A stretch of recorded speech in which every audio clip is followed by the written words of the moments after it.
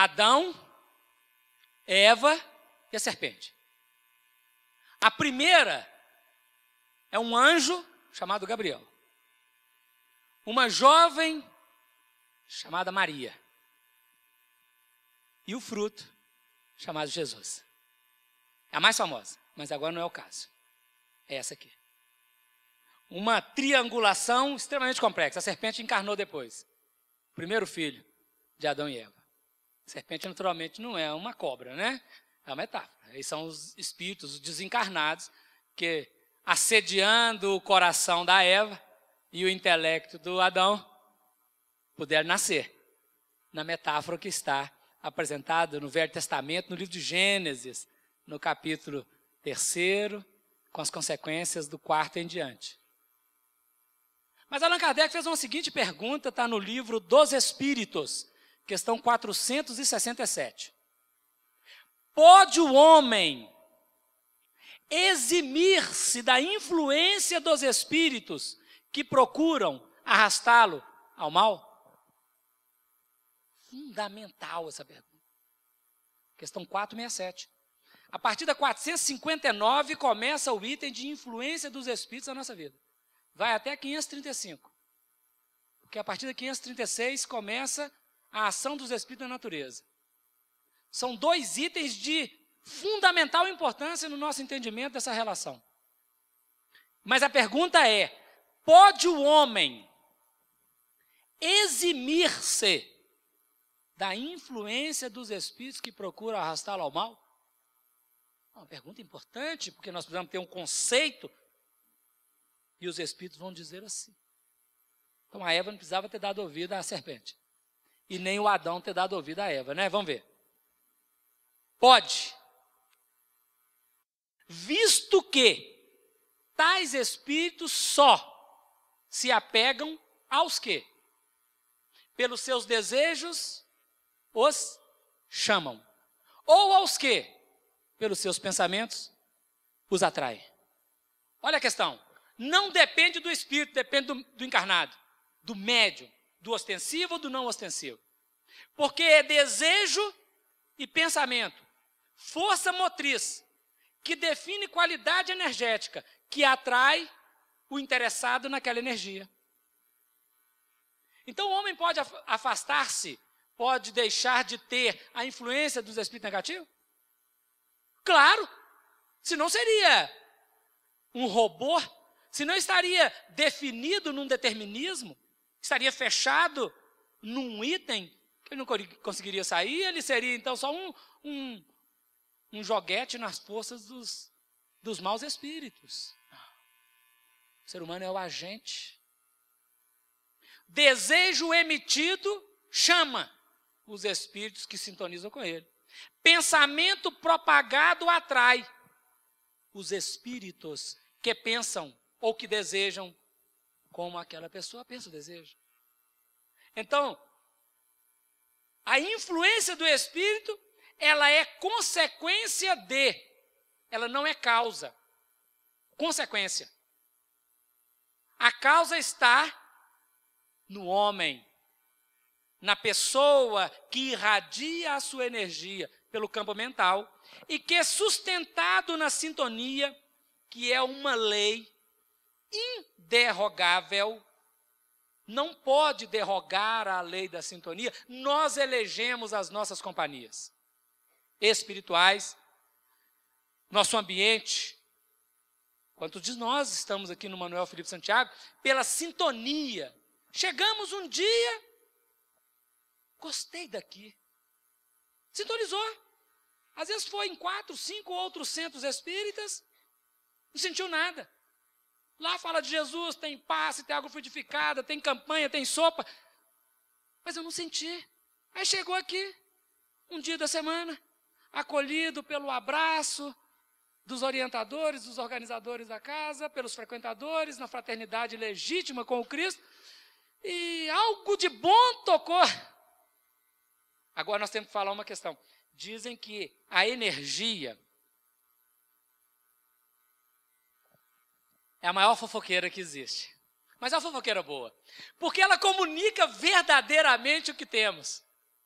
Eu posso estar sorrindo, mas o outro olha e fala assim, não tem sorriso ali, porque ele sentiu outra coisa. Eu posso, às vezes, estar falando algo, não sei, qualquer questão, mas o outro olha e fala, não é aquilo. Tem algo me dizendo que não é aquilo. Por quê? Porque a energia comunica a verdade. E o verbo, muitas vezes, pode ser falseado. Por isso que os Espíritos trabalham com pensamento e com desejo. Porque é impossível não pensar. E é impossível não desejar. Eu posso, conquistando valores, administrar e adequar a qualidade do pensamento. E devo, verdadeiramente, estabelecer as bases legítimas em quais desejos. Sem dúvida, isso é conquista evolutiva. Mas não tem jeito de não desejar. O desejo é insaciável.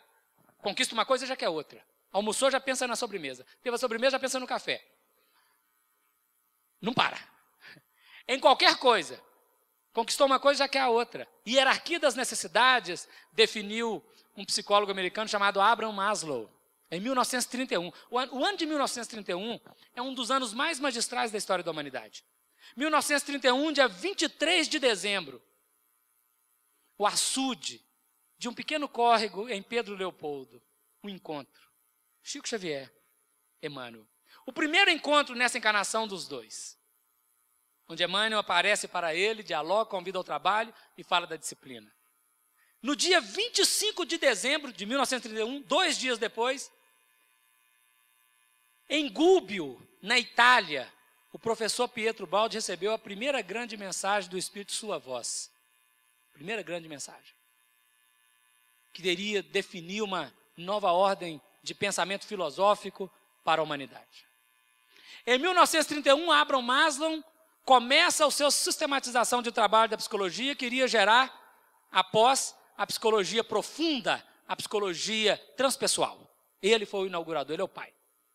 Em 1931, Richard Bach define o sistema dos florais de Bach. Reencarnação de Hahnemann, para um trabalho de avanço no sentido da homeopatia, caminhando para o floral. E muitas outras coisas em 1931. Citamos poucos itens só para ir entendendo como que Jesus trabalha na fundamentação do mundo. Europa, Estados Unidos, Europa na Itália e na Inglaterra, Estados Unidos e no Brasil. Ninguém fica desprezado. Ou seja, quais as sintonias que estamos elegendo? Basta averiguarmos a síntese diária, o quanto diário de desejos e de pensamentos. O que eu andei pensando, desejando durante o dia, define no bojo, igual um processo dos débitos e créditos da contabilidade, ou como se fosse fazer uma vitamina. Vários ingredientes produzem um produto novo. Aquela síntese dos desejos do dia a dia define a nossa ligação espiritual ao longo do tempo. Continua a influência moral do médium. Allan Kardec faz uma síntese deste processo quando ele diz assim no Livro dos Médiuns, questão 227. Se o médium, do ponto de vista da execução, não passa de um instrumento, exerce, todavia, influência muito grande sob o aspecto moral. Pois que, para se comunicar, o espírito desencarnado se identifica. Esta identificação não se pode verificar senão havendo entre um e outro simpatia. E, se assim é lícito dizer-se, afinidade. Olha essa frase. A alma exerce sobre o espírito livre uma espécie de atração ou de repulsão, conforme o grau de semelhança existente entre eles. Fala de Allan Kardec. A alma exerce sobre o espírito livre uma espécie de atração ou de repulsão, conforme o grau de semelhança.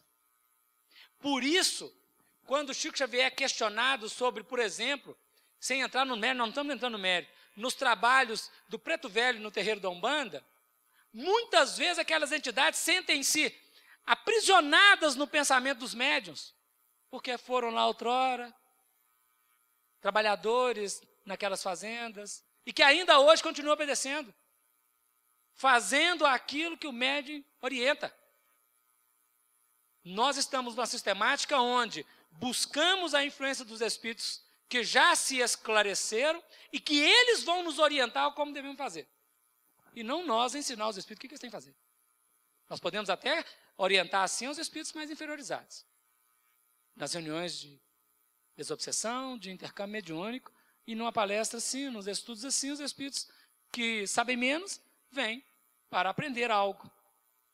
Os que sabem mais vêm para nos ajudar a compreender algo mais acerca da vida.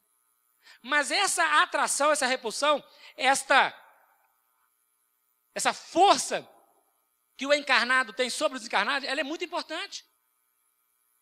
Porque somos nós que atraímos o espírito. E é uma atração, conforme a qualidade e o grau da energia, sobre a qual ele muitas vezes não consegue eximir. O espírito, muitas vezes, não consegue eximir. Sabe por quê? Porque o encarnado tem uma quantidade de energia animalizada que falta ao espírito, e se ele é carente, claro, nós estamos tratando de espíritos carentes na evolução, ele é atraído, porque ele alimenta daquela energia.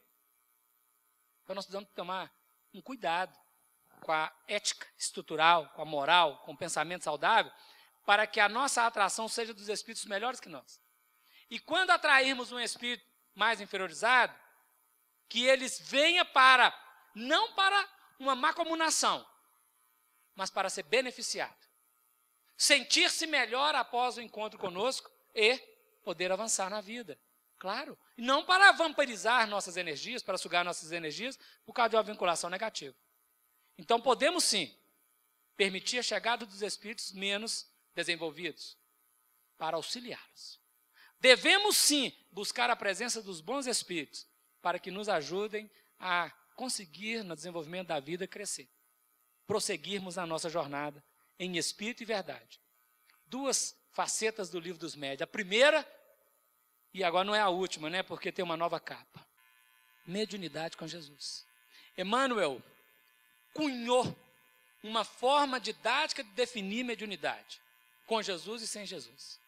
Nos conceitos de Emmanuel, livro Consolador, quando ele usa a palavra mediunismo, ele está dizendo aquela mediunidade natural.